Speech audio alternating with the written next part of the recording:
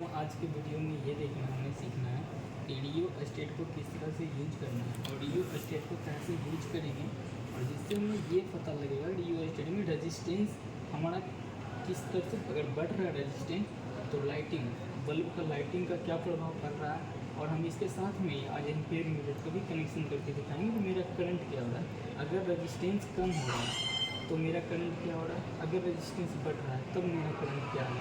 तो आइए सबसे पहले हम कनेक्शन करते हैं फाइनल वर्किंग वर्क बेंच का। इसमें मेन लाइन से सबसे पहले हमने मेन लाइन से कनेक्शन लेके हमने एमसीबी आउटपुट में देना, इनपुट में देना है। उसके बाद एमसीबी आउटपुट से कनेक्शन लेके हमने इंडिकेटर इनपुट में देना है। इंडिकेटर इनपुट में देने के बाद हमने इंडिकेटर आउटपुट से उठा के कनेक्शन एसी सप्लाई पैनल में देना है, जहाँ से हमने अपने डीओ स्टेट को यूज करने के लिए सर्किट बनाएंगे। तो आइए अब हम सर्किट बनाते हैं इस डीओ स्टेट के यूज के लिए। तो सबसे पहले हमने एक स्विचेस का यूज करना है। देन देख सकते हैं हमने ये पहला स्विचेस का यूज किया और इसी स्विचेस से ये हमारा डीओ स्टेट है। अब इस स्विच से कनेक्शन हमने डीओ स्टेट का करना है। इसका कनेक्शन हमने सीरीज में करना है। डीओ स्टेट का कनेक्शन सीरीज में करेंगे।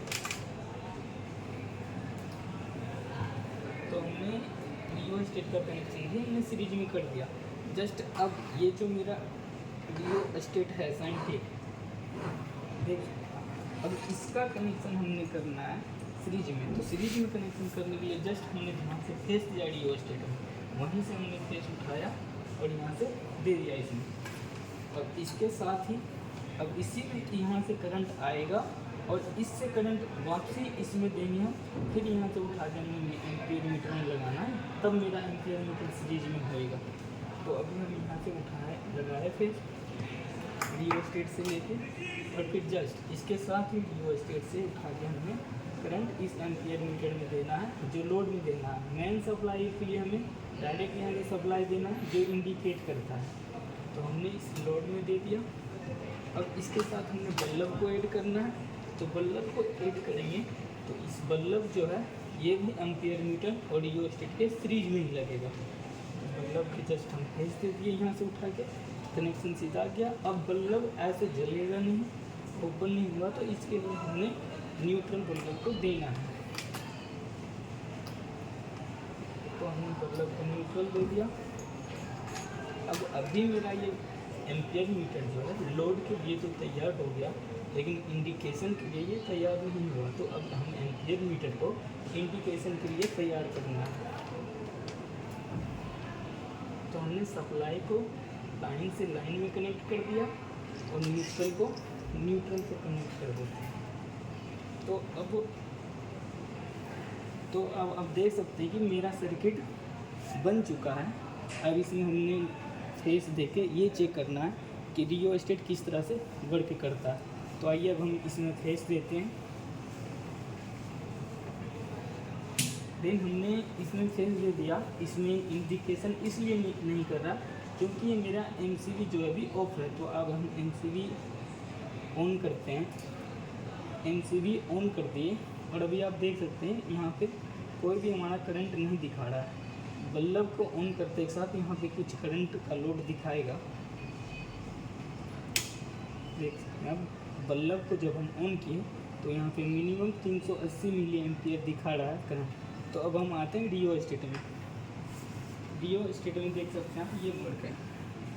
अभी आप देख सकते हैं बल्ब का रोशनी लो क्वालिटी में है और एम्पीयर मीटर का रीडिंग मेरा 380 मिली एम्पीयर आ रहा है।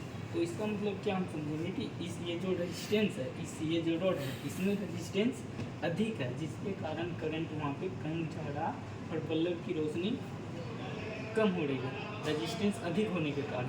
अब हम इसको अगर ये पैनल जो है अगर हम नज़दीक करेंगे तो मेरा रेजिस्टेंस घटेगा, जिससे बल्ब की रोशनी तेज़ होगी, ज़्यादा होगी और हमारा एम्पीयर मीटर में रीडिंग भी बढ़ेगा, जो भी हम कर रहे हैं।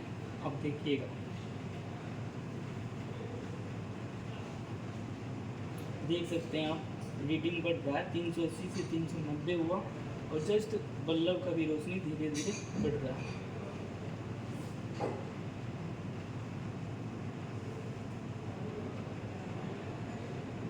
देख सकते हैं अब 390 से 400 हो गया मिली एम्पियर और बल्ब की रोशनी काफ़ी तेज हो गया।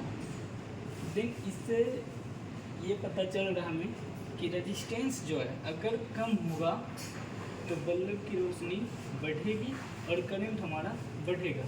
अगर रेजिस्टेंस ज़्यादा होगा तो करंट हमारा कम होगा और बल्ब की रोशनी भी कम होगी।